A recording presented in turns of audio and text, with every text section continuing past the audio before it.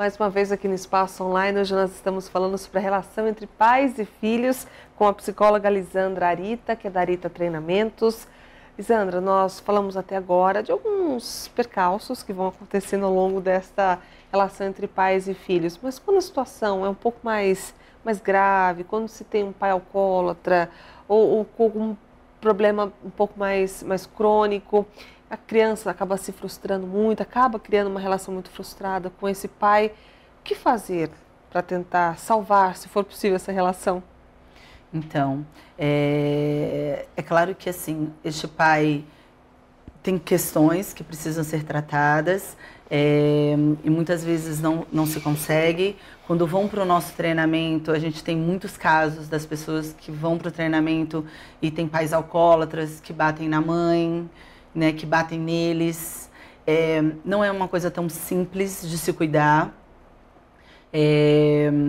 porque gera-se muitos traumas. E o mais importante é entender que ele teve uma infância, né? Assim, perdoar o pai adulto não é tão simples, mas se a gente procurar fazer com que essa pessoa adulta, desse filho adulto, entenda como este pai um dia foi uma criança e com certeza essa infância deste pai também não foi tão simples assim e talvez por isso ele foi alcoólatra, porque assim, nenhum pai é alcoólatra porque quer. Todos os alcoólatras que a gente cuida, a gente sabe que ele não é alcoólatra porque quer. E às vezes não se trata pela própria ignorância, por não saber que existe tratamento. Às vezes nem ele tem consciência que ele é alcoólatra. E quando ele se trata, com certeza ele melhora. Às vezes ele vai suprir a carência dele, ele vai suprir os traumas dele bebendo, que é uma maneira de anestesiar. Acaba se anestesiando com a própria bebida. E a própria agressividade com o filho é uma raiva que ele sente, que ele nem sabe que está vindo do próprio emocional dele. Então, a gente diz assim que precisa de trabalhar um perdão muito grande, porque no fundo ele não está melhorando o relacionamento com o pai, e sim com ele mesmo. Lisandra, a gente tem recebido aqui algumas perguntas, muito interessantes por sinal, uma delas do Fernando Batista. Qual a dificuldade de relacionamento entre pais e filhos que moram juntos, mesmo depois da fase adulta? Como melhorar esse relacionamento? Depende, né? O que ele quer de verdade melhorar. Eu sempre digo para as pessoas assim, para melhorar um relacionamento precisa melhorar carícias e reconhecimentos. A gente busca carícias e reconhecimentos positivos e negativos. O que é isso? O ser humano, ele quer carícias. Então a gente vai buscar de uma maneira primeiro positiva, agradando, beijando, abraçando, fazendo coisas para conseguir elogios, sendo um bom profissional para dar orgulho para os nossos pais e os pais também de alguma maneira. Mas se mesmo assim a gente não consegue, o que a gente vai fazer? Então às vezes a criança ou o adulto vai começar a chamar a atenção de uma maneira extremamente negativa. E o pai vai também começar a brigar, a chamar a atenção, criticando, dando feedbacks negativos. E aí isso sempre vai gerar uma briga. A gente fala que vira um ciclo vicioso. Então sempre começa do mesmo jeito, da mesma maneira. Então esses dias mesmo conversando com o pai e com o filho, começa assim, chega em casa, então eles nem se cumprimentam. Aí o fato de não se cumprimentar e nem se falar, qual é a maneira de eles terem uma relação? Brigando. Então o pai já chega e fala assim, como foi seu... Em vez de perguntar, como foi seu dia, meu filho? O que está acontecendo com você? Que é uma maneira agradável de eles se relacionarem. Assim, você fez o que você tinha que fazer hoje? Com cobrança, né? De uma maneira criticando, de uma maneira pejorativa. E aí já começa a discussão. Nossa, mas você já começa a pegar no meu pé? E aí vira uma discussão.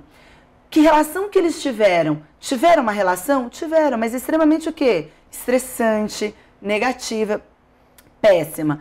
Para quebrar esse ciclo vicioso ruim, o que tem que fazer? Começar a construir uma coisa positiva.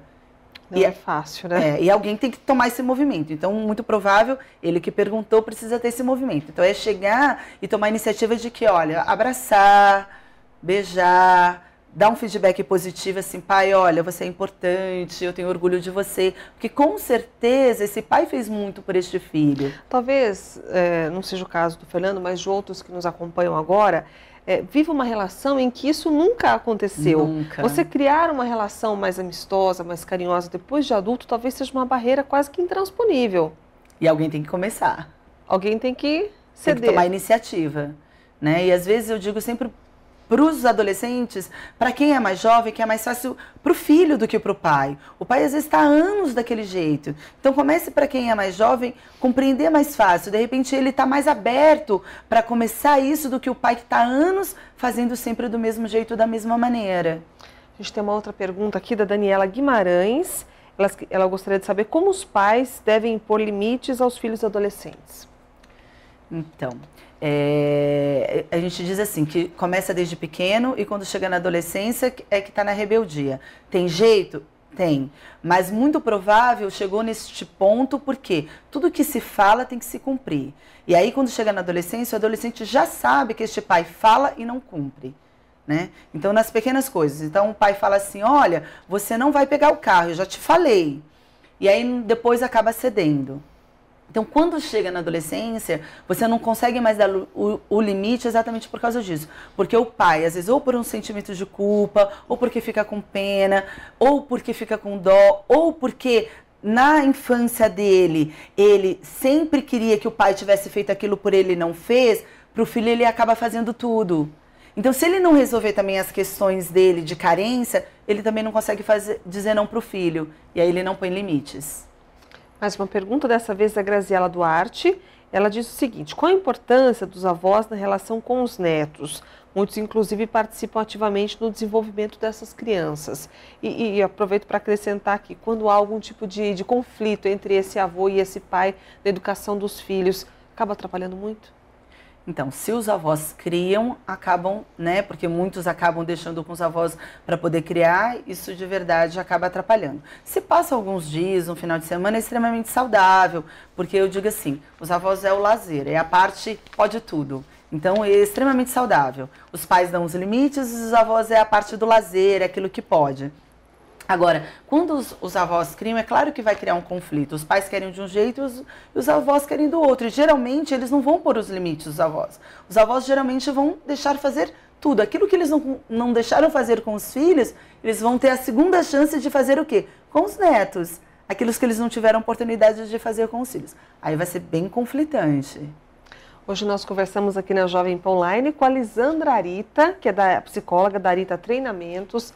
Mais uma vez vai aparecer aí no seu monitor o site pelo qual você pode obter várias informações sobre a nossa convidada, www.arita.com.br. A gente agradece a participação da Lisandra, que esteve aqui conosco hoje e conversou a respeito deste tema que ainda é tão polêmico, a relação entre pais e filhos. Lisandra, muito obrigada pela presença. Obrigada a você, Luciana. Obrigada, internautas. Obrigada e uma boa tarde.